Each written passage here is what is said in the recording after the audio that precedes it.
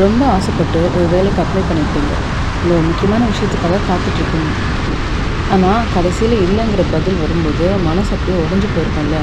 நமக்கு மட்டும் ஏன் இப்படி நடக்குது, நம்மக்கிட்ட ஏதாச்சும் பிரச்சனை இருக்குமோ அப்படின்னு உங்களையே நீங்கள் கேள்வி கேட்க ஆரம்பிச்சிருப்பீங்க. இந்த வலி எனக்கு புரியுது. ஆனால் ஒரு நிமிஷம் யோசிச்சு பாருங்களேன். ஒரு கதவு மூடுதுன்னா அதுக்கு என்ன அர்த்தம் தெரியுமா? அந்த கதவுக்கு பின்னாடி உங்களுக்கான சந்தோஷம் இல்லைன்னு அர்த்தம். உதாரணத்துக்கு நீங்கள் ஒரு 20,000 சம்பள வேலைக்கு தகுதியானவர்னு நீங்கள் நினச்சிட்ருக்கலாம். ஆனால் அந்த ரிஜெக்ஷன் உங்களை 50,000 சம்பள வேலைக்கோ இல்லை அதை விட ஒரு பெரிய வாய்ப்புக்கோ ரெடி பண்ணிட்டு இருக்கலாம். நிராகரிப்பு அப்படிங்கிறது ஒரு ஃபில்டர் மாதிரி. உங்களுக்கு தேவையில்லாத விஷயங்களை உங்கள் வாழ்க்கையிலேருந்து அதுவே ஒதுக்கி தள்ளுது. நம்ம ஊரில் இந்த பேச்சு வழக்கில் ஒன்று சொல்லுவாங்க தெரியுமா? விதை மண்ணுக்குள்ளே போகுதுன்னா அது அழிஞ்சு போகிறதுக்கு இல்லை, செடியாக முளைக்கிறதுக்குன்னு. இப்போ உங்களுக்கு கிடைச்சிருக்க இந்த நிராகரிப்பும் ஒரு விதை மாதிரி தான். இதை வச்சு உங்களை நீங்களே தாழ்த்திக்காதீங்க. இந்த நேரத்தில் நீங்கள் பண்ண வேண்டியது 2 விஷயம்தான். முதல் விஷயம், ஏன் நிராகரிக்கப்பட்டோம், அதிலிருந்து எதையாவது கற்றுக்க முடியுமான்னு பாருங்கள்.